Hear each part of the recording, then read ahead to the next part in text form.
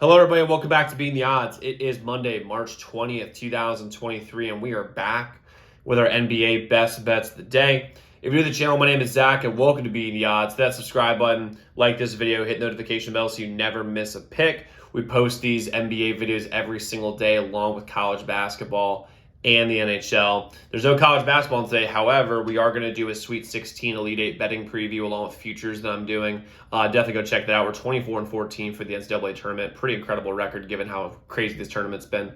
We're going after our first 4,000 subscribers, so I'm really excited to have y'all here. Let's go win together today. Let's go make some serious money. To recap yesterday's results, another winning day. I think that's like 6 winning days in a row in the NBA, maybe 7. We had a 2-1 day. We had Oklahoma City Thunder money line. That was a winner. Didn't look good for a while, but hey, SGA pulled it out. That team pulled it out on the road again. The Suns without KD and without the role players, they're pretenders. OKC with a win. We had Heat minus 8.5. What a freaking cover. Down by 3 with 6 minutes left. You cover the 8.5 point spread and cover it pretty comfortably too, up by 12. Incredible cover there by the Heat. But hey, that's the Pistons for you. They want to lose these games. And lastly, we had the Bucks minus 9.5. They won by 7. Close there, but we took it now. So 2-1 day yesterday. We're on a 6-1 run in the last 2 days. And overall for the past week, we're 25-10 in the NBA. Let's get into the picks we have today. We have a pretty decent slate today. We have 5 picks going in the NBA. I'll start with our first bet. There's going to be the Rockets plus 10.5 versus Golden State. Golden State is 7-29 on the road. And I'm going to bet against Golden State until they show me otherwise they can win convincingly on the road. 10.5 is way too many points for Golden State to cover. Steph's amazing. Steph's awesome. But other than that, I mean, Klay's good too. But other than that, they don't really have much. And the Rockets will give them their best shot because they're playing against the defending champions. There's a young team that's hungry. They will lose this game, by the way, just so we're clear. Golden State will probably get a win here. However, it will be a closer game than people think. Plus, with the Wiggins saga, like him not being there, first off, affects their defense a ton. But also, I mean, people now know what's going on. I mean, if you don't know what's going on, check it out. It is absolutely crazy, and I don't blame him for not playing. And the Rockets are fully healthy. They don't even have an injury report right now. Sengun can cause some serious problems for Draymond because Draymond does not defend the way people think he defends. This is not 2016 anymore. Plus, Jalen Green is substantially better scoring at home versus on the road. And it's very simple. That's very normal for young teams, especially. I'm going to take the Rockets here plus the points. I do not think they win. I think they could, though. But I don't think they win. But I do think they cover this 10.5 point spread. They'll lose by single digits. Next, we have the Kings minus 5 versus the Jazz. The Jazz are not a good team. The Kings are. And the Kings, this game is all about the Kings here. The Kings are attempting to keep pace for the number 2 seed. They're the number 3 seed right now. But if they're going to try to get the number 2 seed from the Grizzlies, they got to keep winning. They're on a nice little winning streak here. But if they lose a little bit, they could slide to that 4, 5, 6 spot because of how tight the West is right now.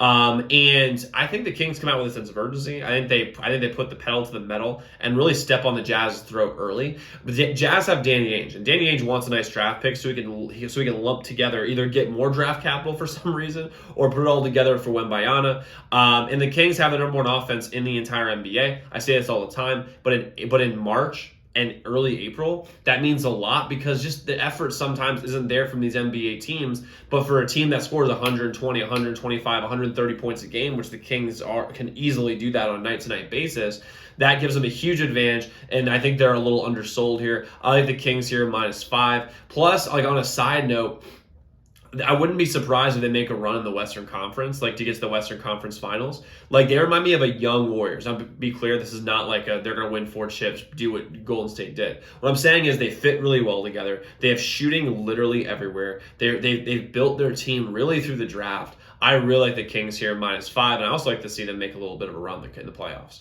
Plus, they fit. I mean, their team just fits so well.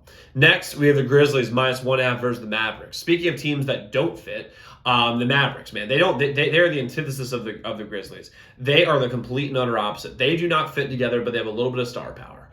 That's really it. Luka could come back tonight, but I don't think he will. And they just don't have chemistry. I just don't think the Mavericks have the chemistry to go into a hostile environment like Memphis and win. And as far as the Grizzlies go, they see the light at the end of the tunnel. Ja comes back, I think, next game. And without him, they look great without him. They've won, I think, 5 straight games. We've bet on them a lot of those games and won big. And Desmond Bane is legit. I mean, he's a great scorer, and he could be a great number 2 on a championship team, number 1 on a good team that makes the playoffs. Dylan Brooks can lock down whoever plays tonight, whether it's Kyrie or Luka. They're both listed as questionable. I doubt both suit up because they never do. And Jaren Jackson Jr. can defend the paint. He can step out and shoot threes. I think he's front runner for Defensive Player of the Year, and I think he deserves it. I'm gonna roll with Memphis tonight -2. I think, as I said, -1.5 earlier. I think the line now has moved to -2. I'm rolling with them right now. Next, we have the Knicks -8 versus the T-Wolves. The Timberwolves season is officially dead. The T-Wolves team does not fit. Anthony Edwards is out for at least 4 to 6 weeks. He could be out for the rest of the playoff, not the rest of the playoffs, but like the rest of the season, depending on where they slip.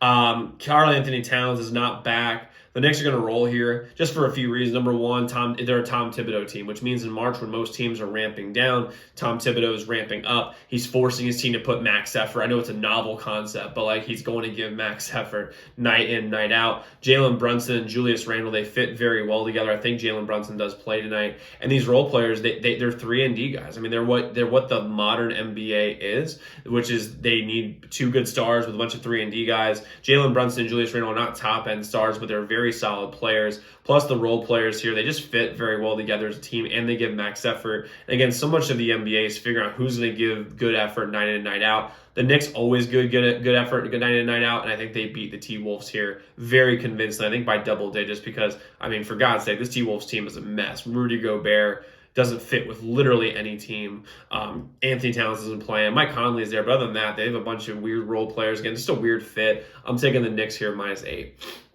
Next, we have the 7, and our final bet of the day that's 100% set in stone is the 76ers -7.5 versus the Bulls. The Bulls have absolutely no vision. This team absolutely should have been blown up back in the trade deadline in early February. They should have blown the team up. And the 76ers are the hottest team in the game right now other than the Bucks. They're fully healthy, and they want to challenge Boston for that number 2 seed. I think they're going to blow the Bulls out of the water at home. I think this could be the unofficial funeral for the Bulls season because the 76ers are at home. They don't match up. I mean, like the Bulls don't match up well. They have no one to guard Embiid.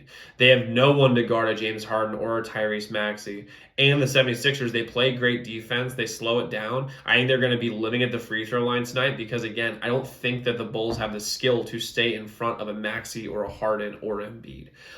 So I'm taking the 76ers -7.5. We have a lot of favorites today, but I mean, I just think in a Monday in the NBA, you have to look who's going to give the right effort, and I could see these teams giving the right effort. We might do the same game parlay later. I'll be posting on my Twitter, so definitely check that out. My Twitter is in the description below. And we might be adding the Hornets and Pacers tonight. Dude, I don't know. Like, I want to bet this game. My numbers say, personally, the Hornets win this game, but do I really want to bet on the Hornets? I mean, for God's sake, they're terrible.